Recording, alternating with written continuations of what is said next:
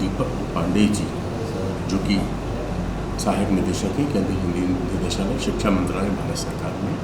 आप घमासान.com द्वारा आयोजित अंतर्राष्ट्रीय हिंदी लेखिका महिला सम्मेलन में भाग लेने के लिए आपका स्वागत है सर। हम आपसे ये जानना चाहते थे कि आपका जो विभाग है वो, और व्यक्तिगत रूप से आपने जो प्रवासी साहित्यकार हैं उनको लेकर जो काम की, उनकी जानकारी आप।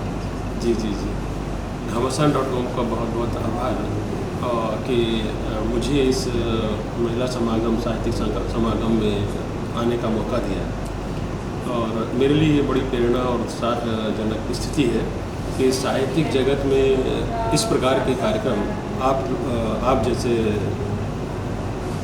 संगठन कर रहे हैं, और इंदौर तो अपने आप में ही एक अभूतपूर्व स्थिति है। जैसा आपने पहला सवाल किया कि केंद्रीय हिंदी निदेशालय क्या करता है, तो हमारा मूल काम है हिंदी के प्रचार और प्रसार को आगे बढ़ाना। इसके लिए बहुत सारी योजनाएं हैं, और मैं चाहता हूं कि जो केंद्रीय हिंदी निदेशालय की योजनाएं हैं उनसे हमारे क्षेत्र के साहित्यकार भी, लेखक भी लाभान्वित हों।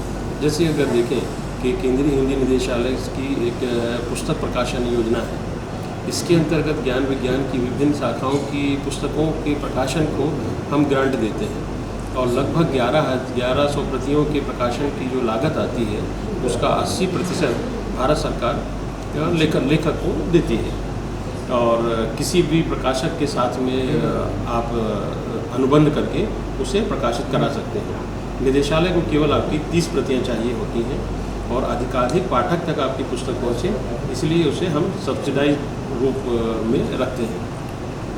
दूसरा है कि पुरस्कार योजनाएं हैं कि 1-1 लाख के हमारे लगभग 22 पुरस्कार हैं, जो कि साहित्य के क्षेत्र में काम कर रहे हैं, लेखन के क्षेत्र में काम कर रहे हैं, शिक्षा के क्षेत्र में काम कर रहे लोगों के लिए हैं।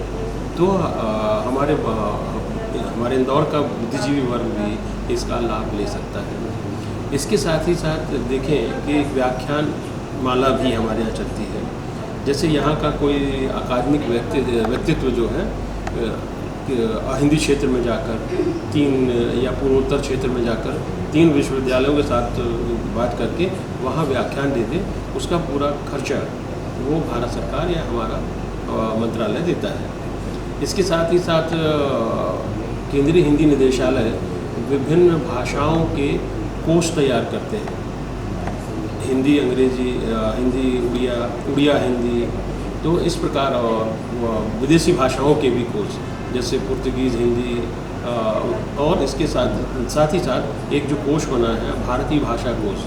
तो संविधान की 8वीं अनुसूची की जो 22 भाषाएं हैं, एक कोष में एक शब्द के लिए पूरे 22 भाषाओं के शब्द उसमें आपको मिल जाएंगे। कि अगर आप चाहते हैं कि नमस्कार के लिए अंग्रेज़ी में क्या है, तमिल में क्या है, मलयालम में क्या है, ये सभी 22 भाषाओं में उनके शब्द, समानार्थक शब्द लगभग मिल जाएंगे।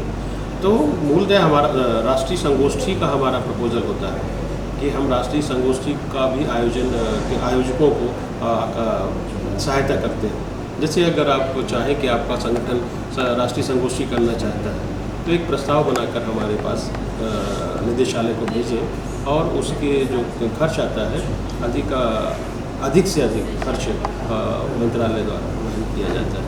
तो ये कुछ छोटी योजनाएं हैं जिनका लाभ हमारे आपकी संस्था और ये इनके द्वारा लिया जा सकता है। दूसरा, आपने कहा कि प्रवासी साहित्य पर हमने काम किया, तो प्रवासी साहित्य से मेरा जुड़ाव 1994 से हुआ, जब पहली बार मैं केंद्रीय हिंदी संस्थान में प्राध्यापकों के लिए आयोजित प्रयोजनमूलक हिंदी प्रशिक्षण पाठ्यक्रम में गया। मैंने वहाँ देखा कि विदेश के बहुत सारे विद्यार्थी हिंदी पढ़ रहे हैं। उन्हीं विद्यार्थियों को से जब बातचीत हुई तो बहुत मालूम चला मुझे कि मॉरिशस और गयाना और फिजी जैसे जापान, कोरिया, चीन में हिंदी का बहुत ही काम हो रहा है। तो मैंने अपने शोध का विषय बनाया कि मैं मॉरिशस से किसी साहित्यकार पर काम करूँगा। मैंने अभिमन्यु आनंद को अपने शोध का विषय बनाया, और उस अध्ययन के दौरान मैंने विश्व के अनेक हिंदी जो लेखक हैं उनके बारे में जानने की कोशिश की। तो मैंने पाया कि भारत से बाहर भी एक बहुत बड़ा हिंदी साहित्य है। उसके इतिहास लेखन की आवश्यकता है हमें, उसे जानने की हमें आवश्यकता है। और भारतीय जो हिंदी के जो विद्यार्थी हैं, शोधार्थी हैं, उन्हें प्रवासी साहित्य को जानना चाहिए और उनके बारे में अधिकाधिक उन पर काम करना चाहिए। जी। मेरी पुस्तकें प्रवासी साहित्य पर आधारित हैं। जैसे अभी एक जो हाल ही में पुस्तक आई है, प्रवासी साहित्यकारों से संवाद। जी। इसमें 36 साहित्यकारों से संवाद हैं और संवाद भी उनकी रचना धर्मिता को लेकर है, ना कि उनके कैसे आना जाना हुआ, उनका कैसे क्या, बल्कि और सभी लेखकों का हमने उस पुस्तक में परिचय दिया हुआ है, जिसके अंतर्गत आप उनसे संपर्क, कोई भी पाठक, उस पुस्तक का पाठक सीधा उससे जाकर संपर्क भी साध सकता है। तो यह हम लोगों का काम है। आप खुद भी कुछ आपकी और भी पुस्तकें आई हैं सर? हाँ, बहुत पुस्तकें, जैसे हमारे व्याकरण पर हमारी पुस्तक है। हाँ। और अब हमने मूलतः अपने आप को जो है प्रवासी साहित्य पर समर्पित कर दिया है अपने आप को। नहीं तो आलोचनात्मक पुस्तकों पर मेरा काम है। जी। कुछ कभी छोटा मोटा कविताएं लिख लेता हूँ, कुछ कहानियाँ आ जाती हैं। जी, जी। लेकिन मूलतः मैं आलोचना पर ही काम कर रहा हूँ। अच्छा, आलोचना पर। जी जी जी। तो जो ये प्रवासी साहित्यकारों पर आपकी जो किताब आई, उसका रिस्पांस कैसा है? अगर आप देखें, आज मुझे हर दूसरे दिन तीसरे दिन एक मैसेज आ जाता है कि सर मैं प्रवासी साहित्य पे काम कर रही हूँ और आपकी ये पुस्तक चाहिए।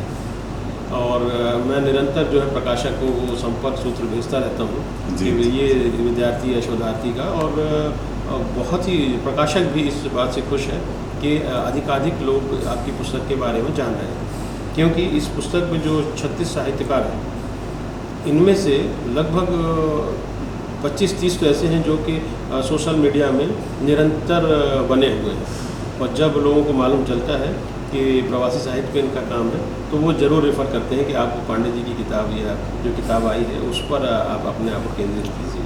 जी।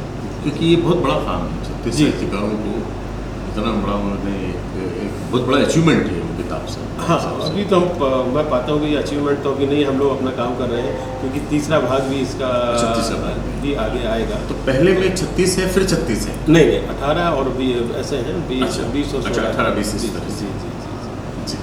और चूँकि आप समझ सकते हैं कि चूँकि ये हम लोग जो है इस कोरोना काल में ये साक्षात्कार हमने जूम पर लिए, और एक साक्षात्कार कभी कभी 4-4 दिन चला।